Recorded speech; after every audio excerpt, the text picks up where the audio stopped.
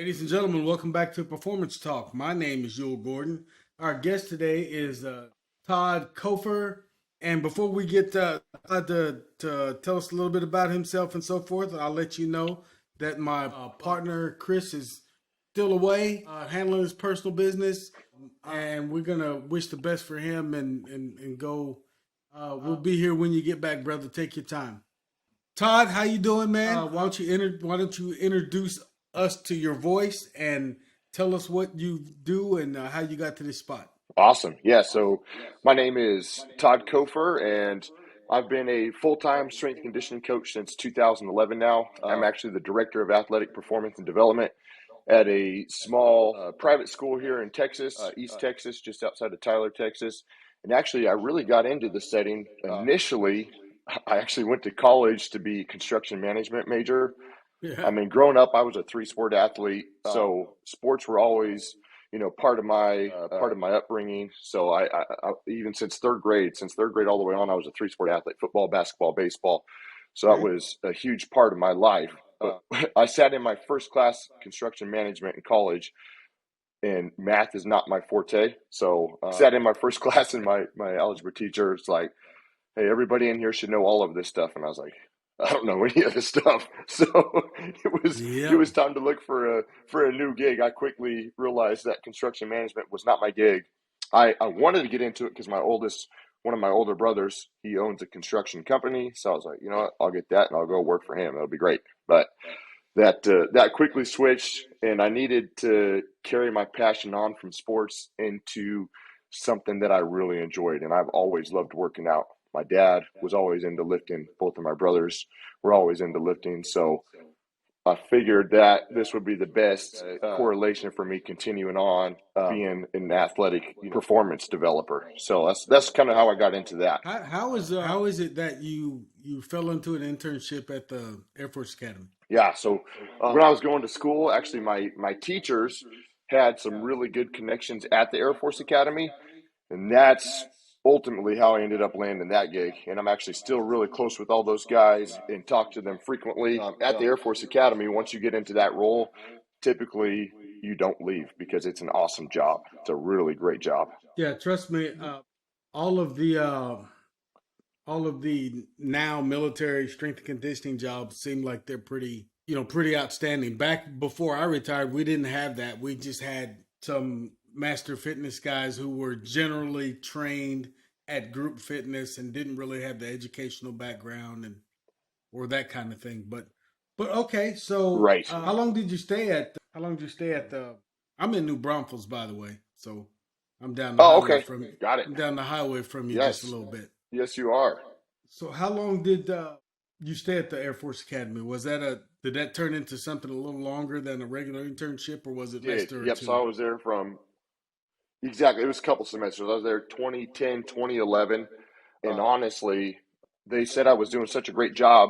They had a potential of hiring me on full time had I pursued my master's degree right away. That was kind of their stipulation. And at the time, I was done with school. I did not want to do any more schooling. Right.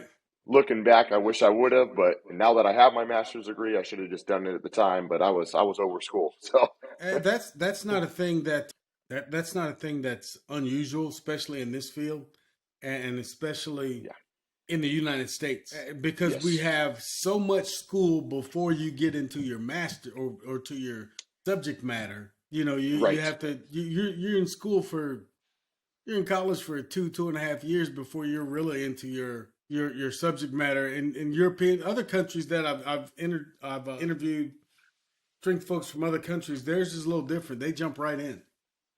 I mean, they Do they decide they really? want to. Yeah, they decide they want to be in exercise science and They're or straight into fitness it. or whatever it is, and they have a track for that. Bam, they're right in there. Wow. They Yeah, it's because that would be really nice. so it's almost a 2 year. I don't want to say head start, but it feels like they get started in the profession or learning about the profession before we let our young professionals, our future professionals, do so here. So Yeah, that's just something which I think I picked up. I could be reading that wrong, but I don't think so. I think that's the way I've heard it yeah, several times. Is that other countries, hey, if you decide you want to be a carpenter, you jump right into carpentering. If you decide you want to be a doctor, you go right into a medical track. If so you're not spending 3 years don't get Stuff me that you might wrong, not but ever use.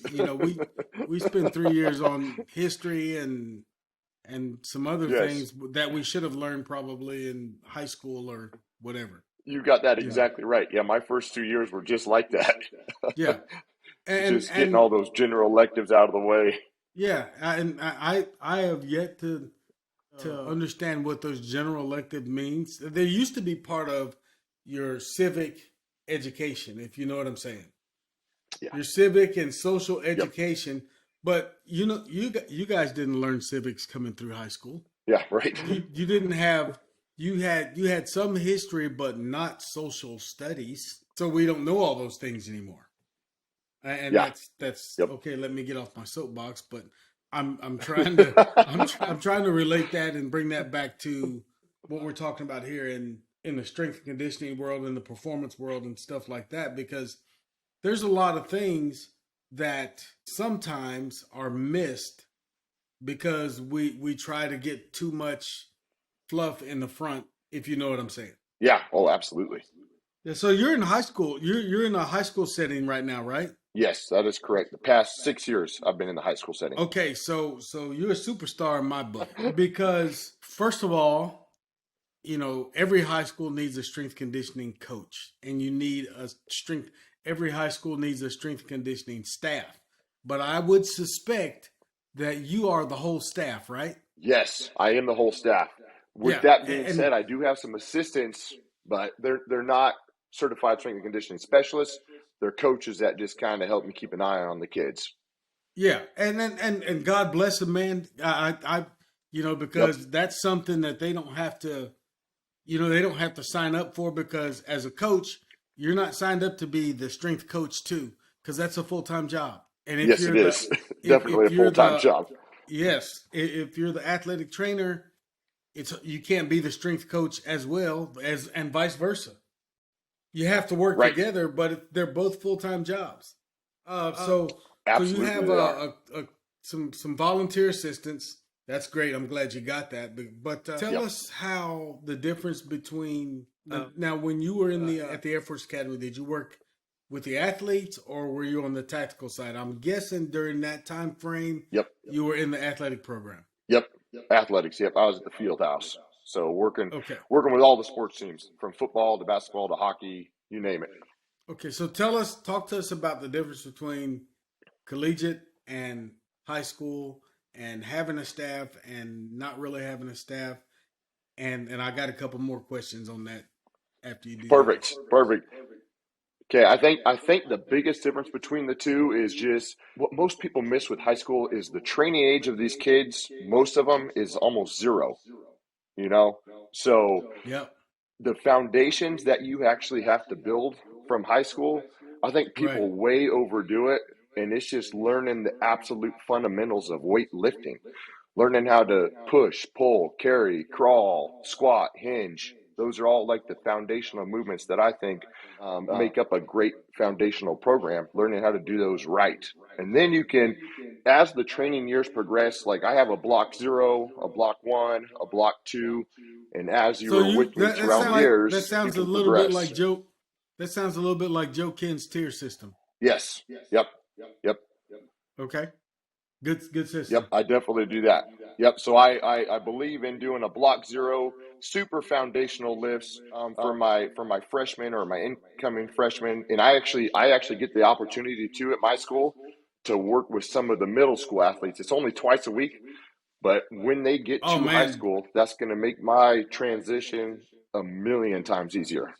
man, that just teaching them basic movements away from the weight room and body alignment Yes. and Yep. posture and all those things Yep. before you even get into the movement of the lifts, just how to move in general, how to get from point A to Yes. point B. You know what I mean? Yep. Absolutely.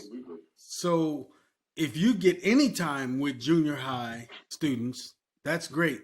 Now, I'm going way back before your time for sure. But way back when I was in school, when I was in, junior high and high school, they taught us those things. They don't How to teach them actually move. anymore. Yeah, Yeah, they they really don't don't. teach that Yep. anymore. You had gym class, you didn't have physical education. Right. Which was there was very little classroom component to what you guys did. I know because you're my daughter's age. Yep. So I've seen that before. But Yes. yeah, if you get some time with them, that's outstanding, man. That's great, and I'm glad they're letting you do it. Because it's awesome. It takes some foresight on the administration side. So okay, keep going with that. What's the difference? So those foundational movements are one difference. Any other differences that you see? Training age, foundational differences in movement. Yeah, the other biggest thing that I've run into, and it's been across all the schools that I've worked at. My last school was a big 6A school, so I didn't have as many crossovers with sports. But at this school, because there's only about 350 kids in the high school, yeah, there is a ton of multi-sport athletes. So it's really hard because they're always in season. So there's not a true off season to make a ton of progress. It's a lot of maintenance and a lot of power development throughout the seasons, but they really need a great off season to make a whole lot of progress. I mean, yeah, sure, you're still making some progress, but it's not the amount of progress that you could be making had you had some really good off season time. Here's what when I still work with some independently with some athletes, and some of them are multi-sport athletes at that age. And here's what I tell them, and whether this helps you or not, I don't know. Maybe it will. But I tell them, pick a sport. What's your primary sport? What's the sport that you think you might want to go to college and play? Yeah. Okay. No coach wants to hear this, but that's the one we're going to focus on. Yeah. And then the others are to help you get better at this sport. So you got to go practice and do things the right way and be a good teammate and try your best and do all that. But understand, in here, in the preparation phase, in the weight room, we're focused on making you a better wide receiver. We're focused on making you a better forward, a better track star. So that's whatever your primary sport is, that's what we're going to focus on. Yeah, I love that. And then when you do that, it was more for the athletes than for me, of course, because as long as I know what we're doing, we just teach it. Right. But the athlete gets confused sometimes. But I want to work on, is this going to help me with basketball, coach? A lot of times, if you do squats and you stay with the foundational lifts and stuff like that, you got it's going to help you in everything. In everything. That's what I try to tell them. Yeah, it's going to help you in everything. But just to help them focus their brains a little bit, you know what I mean? Kind of help mom and dad focus a little bit. Yep. Because it's a mom big and dad difference. Mom and dad have been running from sport to sport to sport since they were 5. Yes. So it's like, so right now we are in soccer and basketball. And, in 2 months we're going to be in baseball, soccer, but we still got one game of basketball left. Okay, calm down. I know. That is another huge challenge. I mean, managing overall load. Yeah, because by the time, wow, it's wild. I mean, some of them are club soccer and regular soccer all at the same time. I'm like trying to manage the total load of that. I dealt with that even with my daughter, way back in when you guys were in school in the aughts, in the early teens. And yes. I told her, I said, listen, I'm watching you. You have a Achilles tendon issue, and you have your ankles are trash. I said, but you're not recovering. I said, you're playing summer soccer, fall soccer, school soccer, and then back to spring soccer. I said, when are you back off? to it? and I made her sit out one summer session, and her high school coach actually got mad at me. I mean, and I think he punished her a little bit for it. I don't blame him today for it because she came out okay and ended up, going to college play, yada yada yada. But it's a shame we have to manage load for that age, for high school kids. I know. You were I a three know. sport athlete. You didn't have to manage your load. Nope. You transitioned from one sport to the next one. Yes. But did you play Yep. baseball year round? Nope. They play I did baseball not. year round nowadays. Big time. And it's a And major commitment. yeah, baseball, soccer, basketball, all Yep.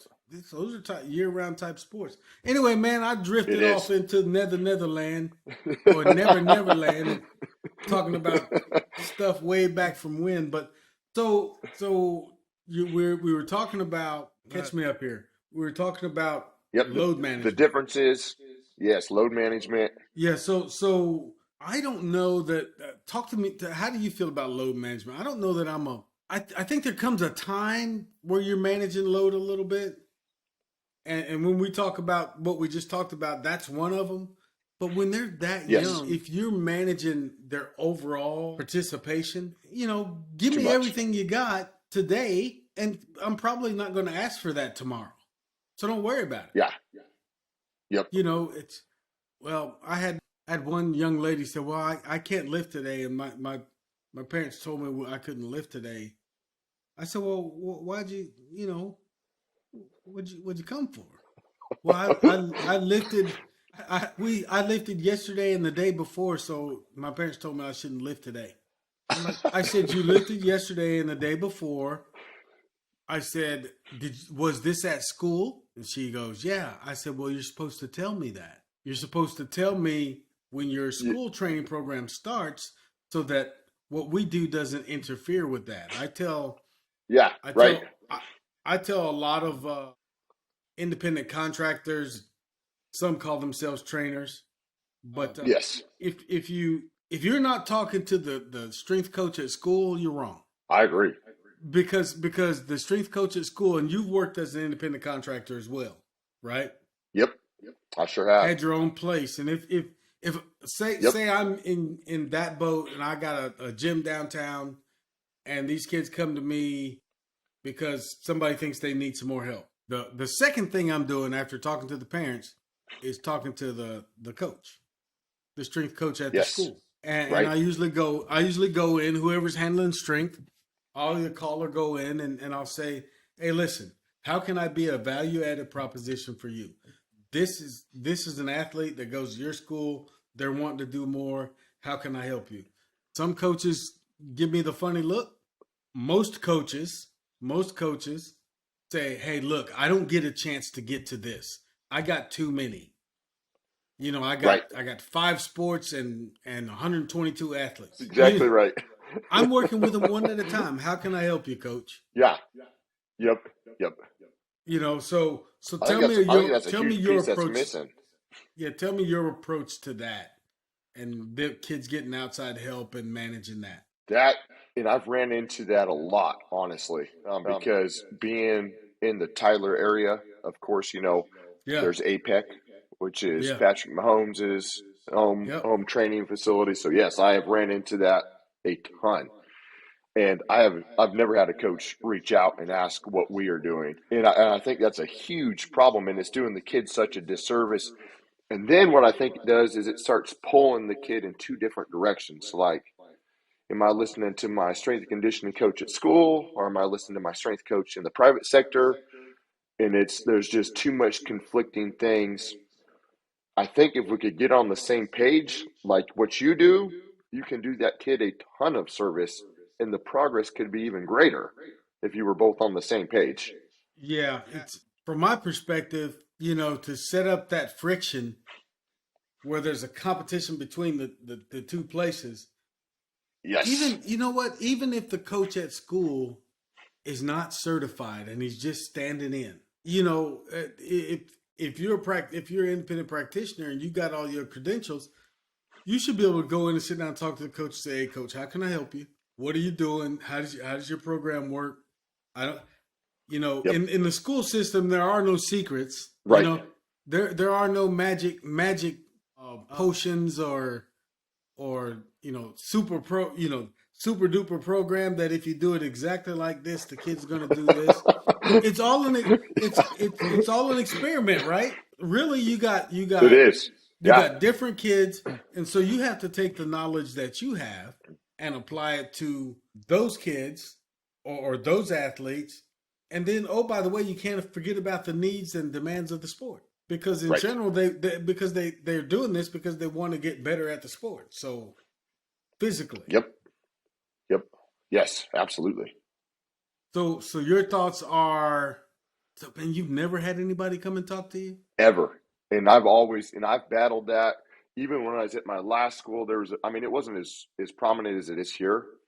Especially being at a private school, usually the parents have a little extra funding to take their kids to go do some extra things. But definitely here, there's definitely a conflict of, well, hey, coach, I'm not going to put in all my effort here for you because I've got a training session later tonight over here. And to me, that's a problem. So that's the reverse in the way it should happen. yes, It should be, okay, he just had the effort training session with you, and then he comes in to me later on that night and says, okay, what'd you do? How'd it go? Oh, that's great. Outstanding. Okay, in order to finish off that workout for the day, we're going to work on some of these things. And I agree, 100%. you know, sometimes we push them a little bit more. Sometimes we don't. Sometimes we, you know, if I ever get to a spot where I'm not understanding what the coach is trying to accomplish, usually, listen, let's not be. I don't have the type of ego that says, well, whatever I do is going to be better. That's not me. You know, that's right. You can put that in a box and put it up on the top shelf in the closet because there's more than one right way to do things. Absolutely. I just want to make sure that if I'm working with an athlete of yours, we're not hurting him or her. Totally agree. So they come to you and you say, hey, look, coach, that's a freshman or she's a freshman. I'm working on the basics with her or him, and this is what we're doing. I say, okay, I'm going to carry that forward. What are these are the things you do. These are the things I do. Now, we don't have to meet every day. I don't have to know your program. The kid just has to be able to communicate to me, okay, what we do today. Oh, we did squats and deadlifts. Okay. Yes. Got you. I know what we're not doing Perfect. today. Exactly. Yes. Yep. That's exactly right. No, man, that's every time. I know I sound surprised here and I sound like, you know, the old crotchety guy, but I'm surprised nobody's talked to you. No other trainers come to you and say, hey, coach, what are you trying to do? What's your program? You know, just give me the one over the world look at your program and what you're trying to accomplish. Right. What does it hurt? Yep. Never. As a professional, I've never had you're not going to tell me anything. Any type of communication. Yeah. Yeah. That's exactly what I'm thinking. It's like if we partnered together, the amount of progress that we could make would be substantial because I'm in a group environment, and like you said, a lot of that is done individually. Yeah. So we could make a ton of roadway. And see, they don't really know who they have at the helm of the school. And I say that as a compliment to you because you've done your time in the I hate to call it a personal trainer. I call it independent contractor world because personal training's looked at a little different. Not bad, just different. Yes, it is. But you've been right. you've been a performance guy as an independent contractor, so you know what that's like, and you know you want to keep every client you get, but how do you keep your clients? You make sure they progress. How do you make sure they progress? Well, you make sure you're not overdoing it. Exactly right. You're not overdoing it so they don't get into that cycle of, you know, always being sore, always being tired, always, we call that overtraining, but you know. Right. Yes. There's some responsibility to everyone there to include, you know, the parent. But if you're bringing them to my facility and I know they're in school with you, the first thing you're going to get is an email from me. Hey, coach, I'm working out with so-and-so. Now, if that athlete disappears and, you know, then I know, okay, coach ain't liking that too much. You know, he ain't liking that too much. Yes. You know, but then I usually try to go back, you know, I try to explain, say, look, I'm trying to figure out what you're doing so that I can be a value add to you with this athlete. I think you just hit it on the head. Yep. Yeah. Because if I'm not adding value to what the athlete's already doing, I'm going to recommend mom and dad that, you know, you don't really need to see me. If the athlete is, that's exactly right. if I think the athlete is shot, usually we figure out 1 day to 2 days a week where I can add value. I don't Yeah, need you every night. I guess. Yep, I don't need you 5 nights a week and on the weekends because I'm there's no way I can see I'm adding value to that, especially if you're working out at exactly. school. Yeah, at some point it becomes overkill. Yeah, Yeah. that's exactly it. If you're working out at school, it becomes overkill. Yep. So okay, I went down that road. Man, I always sometimes I go down that road and it's just like, man, just stop. You're gonna do too much. Well, But sorry, 1 second. I just lost connection there. no, you're good. That's weird. I was probably talking. I can still hear you. You can hear me? Okay, Yeah, I perfect. can hear you. Don't worry about it if it freezes a little bit because it'll in the background it's running. So It is? Okay, okay, yeah, I'm looking at it. I checked it as soon as it froze up a little bit, and I can hear you. So we're still recording both audio and visual. They're just lagging behind a okay, little bit.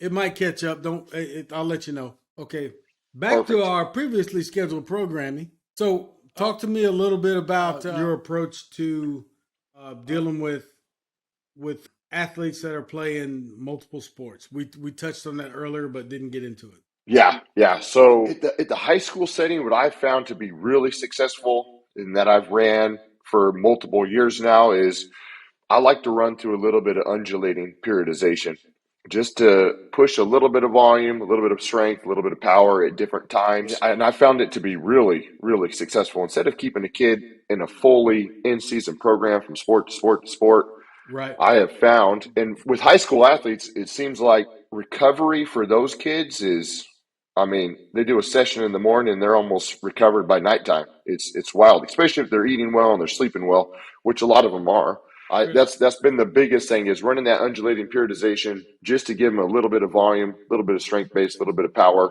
throughout the season. Seems from an analytical standpoint and just from data tracking, I've had more progress running that undulating periodization throughout the year instead of just going completely linear like I did, in the Division One setting Right. to actually undulate that periodization throughout the year, and then eventually lead into that true off season, which is our summer training, which is great. They actually get the opportunity to come in 4 days a week with me all summer long, so that really helps.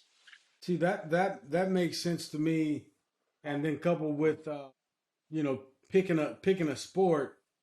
Say you have a defensive lineman who also throws the discus and the shot for track. You you Yes, you can undulate him really when it comes to that. His periodization can be more frequent if that's I the word agree. I'm looking for because Yep, yep, because his two requirements in those sports are strength based. yes, completely agree. Okay, so load management for him is less, where load management for say a wide receiver who is also a point guard who is also a hurdler Yes.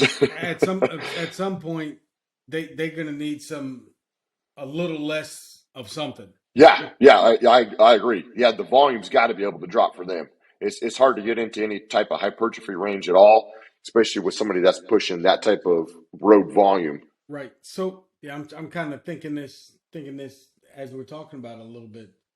So if I'm working with an athlete like that, and we want to get, say his main sport is, if his main sport is track, I know where we are. But say his main sport is Yes, if his main sport is football, and he's got to gain some weight. Well, if he's running track, that's kind of counterproductive in gaining the weight. You want to gain muscle, but we're right. we're talking two different things when we talk about, okay, we need to pick up a little weight or we need to pick up a little bit of muscle. Yes, People say, well, what's the difference? Well, the difference is, the actual weight means something in football, while it does. the muscle is the only thing you want without the weight in track. Right. Yeah, that keep that lighter frame so you can move. Right, and then you got, also he's a basketball player, so talk to me about, or let's talk about how we would do that. Okay. Yeah. I truly believe from that aspect, once again, it just kind of comes back to the speed formula, right? how much force can we get into the ground, and how are we going to be able to do that? And we know the way to do that is to get stronger. Right. So you're going to just be able to apply more force. So I think with that type of athlete, right, I know you're wanting to gain that weight, but I think staying in that strength and power phase is going to do that athlete a lot more benefit in the long run than it would pushing that hypertrophy to actually put on that weight that you were trying to do for football. And I do think you can balance them, but there's got to be some correlation between the strength gained and the weight gained. Otherwise it's not going to even out and play out. If you gain too much weight, yes, you're going to get slower. Yeah. But if you can get exponentially stronger, that added weight, you might actually be able to go faster. That's a hard game to play. It's a hard game Yeah, to and balance. I used to I when I first broke in, at full into this full time in '98. Bigger, faster, stronger was the thing. Guys were talking about, oh, Yes, I can get you bigger and I can get you faster and I can get you stronger. And I used to think in my mind, stronger. Yeah, okay, bigger and stronger, that usually correlates pretty good, but faster, right. sometimes, Yep. sometimes you can, most times you can't, because I had Yeah. one kid tell me, well, I gained 30 pounds and my 40 dropped 2/10 of a second. I said, no, it didn't. I said, how fast did you gain? I gained 30 pounds since this past Christmas. And I said, and it's June. I said, so you're faster now than you were when you were 30 pounds lighter 6 months ago. And he was like, yeah, yeah, Wow. yeah. I said, okay. I said, let's time one. Wow, not today, not today. I'm tired today. I said, well, when do you want to time one? We finally ended up timing one, and he was much slower.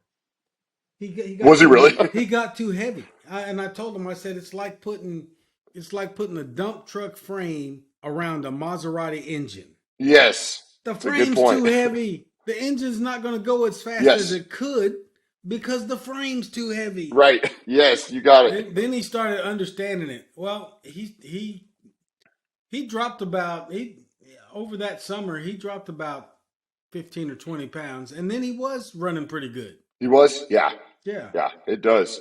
It's but weird how that'll correlate. yes, it's bigger, faster, stronger. I understood what everybody wanted, but I told everybody to be careful what you ask for. Yes, you aren't kidding. That's the exact program that I went through when I was in high school, was the bigger, faster, stronger.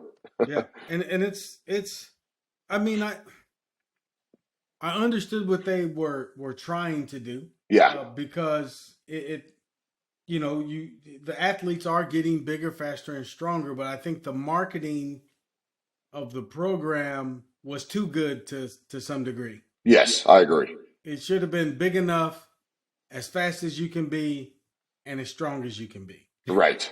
But that was too That's many exactly words right. for a good marketing campaign. Yeah. Yep. Yeah. 3 words is a lot easier. Yeah.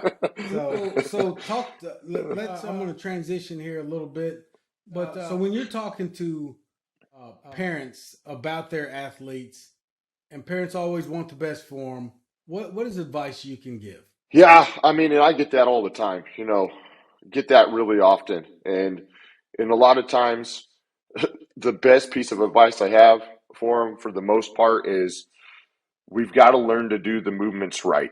I mean, if we're trying to learn movement patterns that are incorrect and doing all kinds of training that doesn't have any impact on what they're actually trying to accomplish, I think they're just spinning wheels, which of course, high school boys especially, they want to do arm farm and stuff all the time. But Yeah. my approach is always, and I don't mind if they throw it in, but what is our ultimate goal? I mean, are you trying to be faster? Are you trying to be more explosive? Are you trying to jump higher? What is your end goal? Right. And then that's how I kind of try to talk to the parents and tailor that into their overall, what is your ultimate goal for your athlete? And then let's try to create a road plan or a map on how we can create that and give them the best chance at finding success with my training modalities. And if you're doing any outside training, to make sure that we can kind of align and get them the best progress possible. Have you ever ran into, or how would you deal with a parent who let's just say They want their daughter to be a point guard, but their daughter's going to be a low post player. You follow what I'm saying? Yes. They want Yes. their son to be Which a full. happens. They want their son to be a fullback, but he's a tackle. Yes, exactly. And I And then know. but they want you And to turn him luckily, into a fullback. Help him with the yes, weightlifting and right. losing weight and all of that. We'll talk about how we work with and what we do with some of the other professors. But talk about that a little bit. Okay, yeah. I mean, because obviously in high school that happens all the time, right? A lot of Yeah, parents want their kid to be the stud or studette on the field, and whatever position that is. If it's a right. running offense, if you're playing football, like, hey, I want my son to be the tailback, even though he's 280 pounds and would be a great lineman or pulling guard or a defensive end. Yeah, I want he's him to gonna be play the D1 running ball back. as a guard. Yes, exactly. That's exactly right. And I think just from because I've created so much, kind of longitudinal data, I think it's a really easy talking point for me to kind of show them that, hey, this is where your son sits. I mean, and I don't think it's good to sugarcoat anything for him because I don't think it's doing him any No, favors. I really don't. right. So if you can just be real with them and be like, hey, look, this is the type of 40 that your son is running. This is the type of vertical that he has. This is the type of strength that he has. And against normative data, look, he's going to be a lineman. I mean, why don't we push into that and make him the best that he can be at that position, Yeah, and try he's to gonna instead of be trying to he switch him to get yeah, instead of switching him to try to make him a fullback. Which is going to be he's only going to we're going to be fighting against the grain because he's on his weight and body's only going to mature and he's only going to get bigger, exactly. and he doesn't show the propensity to doesn't look like right now as a freshman or sophomore he's going to drop a lot of weight. He's never played fullback, but if you're looking at him going to college, he could be a star guard and Yes. go to college for free. You just got it. That's exact. You just nailed it right on the head. Yep. Why don't you play into the strengths that he already has? I mean, some of those things you just can't teach. He's got good size. Sometimes you just got to play into that. Yeah, yeah. He might be a look. He might be a tackle instead of a low post player in basketball. Yeah, exactly. There's a lot of there's a lot of guys that are 6'6", 6'7" in the NBA, but they're not playing low post. They're playing small forward. Yep.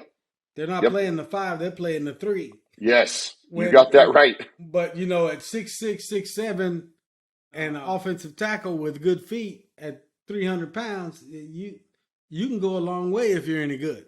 You can go a really long way, and I I totally get it too because that's exactly what happens. Parents want their kid. I mean, a lot of times the linemen and stuff just from a sports standpoint, they're just overlooked.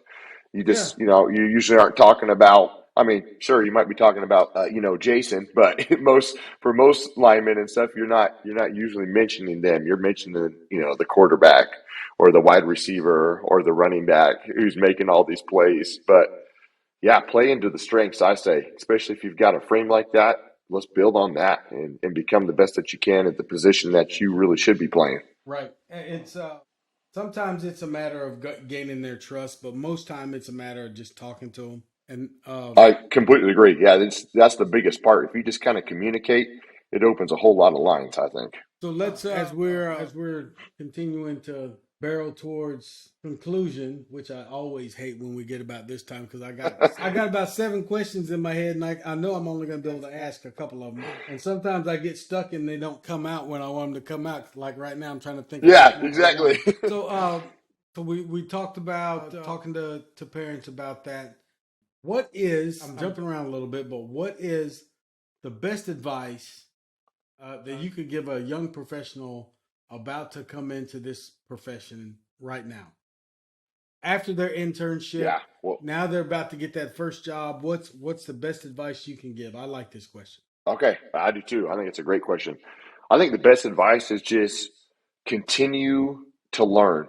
Even now, I love to do it. It's one of my favorite things to do. I mean, modalities in the strength and conditioning profession are constantly changing. And as you said, most of it, I mean, honestly, a lot of it's an experiment, and that's kind of the fun part about it, I think. So learning how to continue to press into the education instead of just being content with the programs that you learn maybe through your internship, but to try things on your own and learn what modalities fit you and work best for you, I think will serve you very well. That's great advice, because I think a lot of young professionals think they have to do it a certain way, and they don't realize Yes. that there's a lot of right ways to do the same things, and there's Yep. You just got it. a lot of right ways to help athletes, but you got to find what fits you. I mean, I couldn't imagine myself as a yoga instructor, but I'm sure yoga is helpful. You know what I mean? Yeah. Um, Yes, absolutely. and there's some quality good to yoga, and I've even recommended it to some bigger guys just to get them a little more mobility and a little more flexibility. Yes. Right. But you don't want me to instruct this. Yeah, you don't want me doing that It's not either. going to be a good one. I'm better off clanging the weights around a little bit, maybe running or something. Yes. Yep. But Oh, that is funny. so here's the other thing, man. Where where do you feel like the profession is today, and where would you like to see it go? Well, I would say even in just the last decade, there's been a ton of progress, specifically in the tactical setting, and number two, I believe in the high school setting as well. Yeah, I think you're right on 10 both years counts. ago, yeah, 10 years ago, I mean, there really wasn't high school strength and conditioning coaches. It was probably your football coach teaching you weights, which is, like you said, isn't necessarily a bad thing. But now a lot But of it high schools was are actually buying into the strength and conditioning philosophy and hiring a full-time strength coach to do things right. right, but it was a weightlifting coach, Yes. which is Yep. not, those guys that volunteered to do those things. Some of them were really smart and have become true strength coaches by certification and education. So I'm not Right. downgrading or any of those guys. Yeah, same. Without those guys, we don't have the bridge to get us to where we're trying to do now. Totally agree with that. Absolutely agree with that. So I think we're making a lot of progress. The only thing that I have noticed, and it's hard, right? I mean, everybody talks about the pay as a strength coach, but Right?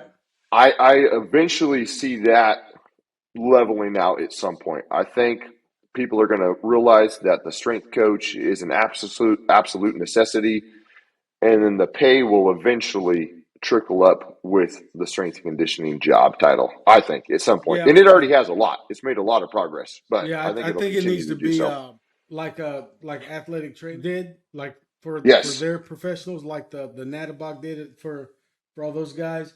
I was part of that for a while Right. early on, but they advocated, the professionals in the field advocated for the guys coming behind them.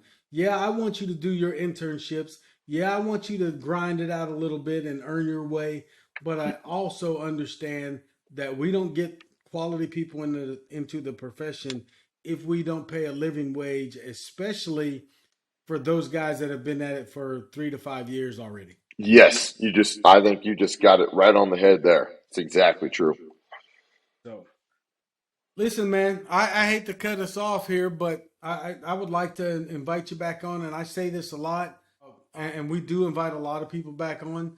But I also say this: when I'm in the Tyler area up that way, if you're still around there, you might get a note from me saying, "Hey, man, want to swing by, see what you're doing." I would love that. You should definitely come by, stop by. We've got some awesome facilities, and we're working on running a great program. So Well, we appreciate your time, Todd.